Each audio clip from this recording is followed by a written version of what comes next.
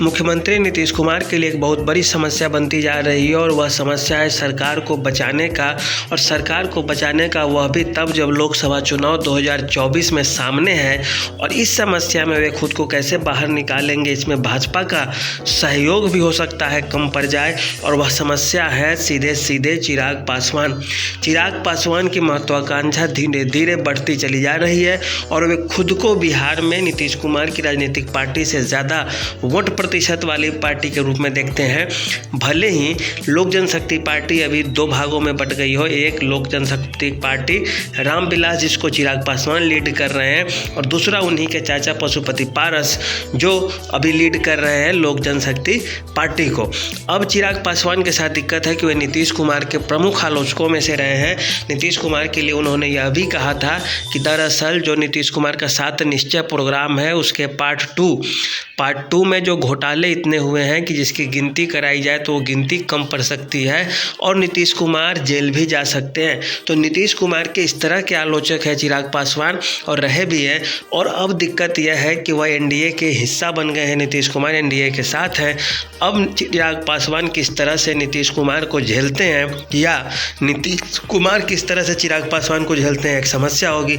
अभी हाल की जो बात है, सबसे बड़ा घटनाक्रम, उस घटनाक्रम को यदि आप समझे तो उसमें आप पाएंगे कि जैसे ही नीतीश कुमार शपथ लेते हैं, मुख्यमंत्री बन जाते हैं, फिर से चिराग पासवान से आमना सामना होता है। दोनों मुस्कुराते हुए एक दूसरे को नमस्कार करते हैं।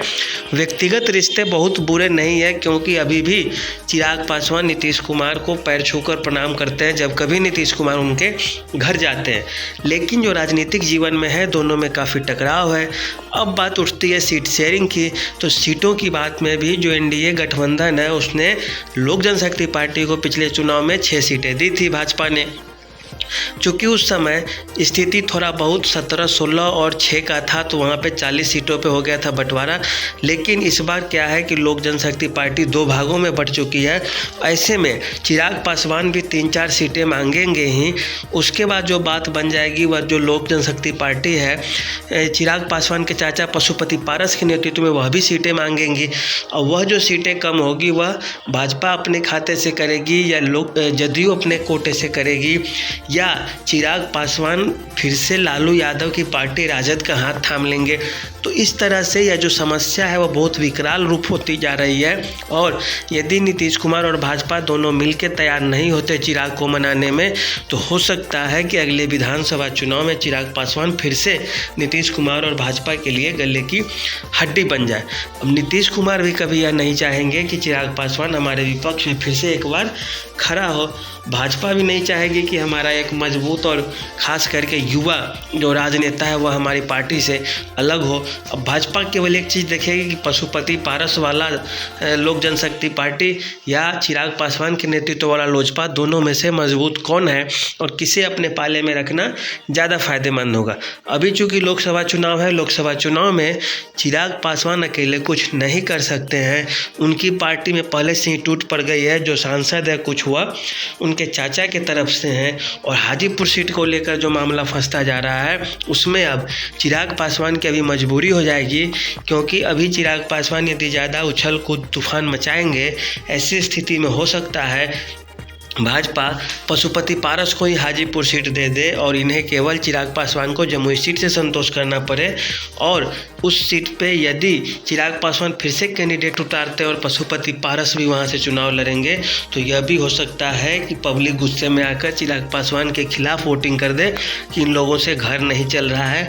और ऐसी स्थिति में नीतीश कुमार के जदयू भी हो सकता है जो नया लोजपा रामविलास है उसके मज़े ले ले और उन्हें इसमें नुकसान उठाना पड़ जाए। चिराग पासवान भी होशियार नेता है, नीतीश कुमार भी हैं, भाजपा भी है और पशुपति पारस भी है। तो ये लोग आपस में तालमेल बिठाकर ही अच्छे से काम करेंगे जिसमें सबका भला हो सके। हाँ, यह ज़रूर है इस चुनौती से निपटना काफ़ी मुश्किल होगा। भले ही चिराग पासवान वर्तमान में नीतीश कुमार की सरकार के लिए कोई चुनौती नहीं है क्योंकि न तो उनके पास सांसद है न विधायक है। सांसद है भी तो नीतीश कुमार प्रधानमंत्री नहीं है, इस नाते कोई मतलब नहीं है। है। बात विधायक की है तो बात विधायक तो है ही नहीं इनके पार्टी में, तो वह एक अलग समस्या है, उससे कोई लेना देना नहीं है। हाँ, बात यहाँ पे बचती है लोकसभा चुनाव को लेकर, तो लोकसभा चुनाव को लेकर अभी कोई फ़र्क नहीं पड़ने वाला। विधानसभा के लिए रणनीति जैसी देखी जाएगी तब नीतीश कुमार के लिए थोड़ी बहुत समस्या हो सकती है, लेकिन यदि चुनाव सही से लड़े नीतीश कुमार भाजपा गठबंधन के साथ तो इन्हें हो सकता है किसी छोटे मोटे दल की आवश्यकता नहीं भी पड़े। तो आज के लिए इतना ही, धन्यवाद।